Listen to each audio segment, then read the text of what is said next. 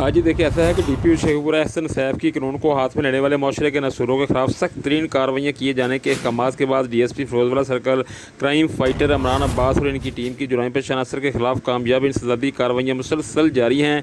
एक और कामयाब और बरवक्त कार्रवाई सामने आई है जिसमें डीएसपी इमरान अब्बास की क़यादत में एसएचओ थाना फैक्ट्री एरिया ने पुलिस के हमरा बेहतरीन हिकमत अमली का मुजाहरा करते हुए इंतहाई खतरनाक और शफाक पुलिस के लिए चैलेंज बने हुए डकैती और राजधानी की दर्जनों वारदातों में मुलव्वस और पुलिस को मसरूफ बदनाम ज़माना गुलफाम उर्फ गामा डकैत गैंग के 3 अरकान को गिरफ्तार कर लिया है। इस हवाले से डीएसपी फिरोजवाला इमरान अब्बास ने पीएनएन टीवी को बताया कि मुलजमान गुलफाम और अरशद बैरागा ने 2020 में इलाका थाना मांगटावाला ज़िला ननकाना साहब में पुलिस मुकाबला किया जिसमें इनका एक साथी हलाक हो गया।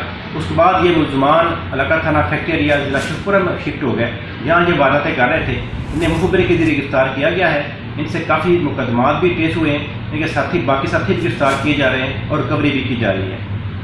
गिरफ्तार मुलजमान ज़िला ननकाना के पुलिस मुकाबला में इश्तहारी भी थे। मुलजमान से दौरान तफ्तीश 1 लाख रुपये नकदी, 2 मोटरसाइकिलें और मोबाइल फ़ोन्स बरामद कर लिए हैं। मुलजमान से मज़ीद तफ्तीश जारी है और सनसनीखेज़ इंकशाफात मुतवक्किल हैं। दूसरी जानब फिरोजवाला सर्कल के अवामी समाजी हलकों ने बेहतरीन कारकर्दगी के तसलसल को कायम रखने पर डीएसपी इमरान अब्बास और इनकी टीम को शानदार अल्फाज में भरपूर खराज तहसीन पेश करते हुए डीपीओ शेखपुरा एहसन सैफ का शुक्रिया अदा किया है।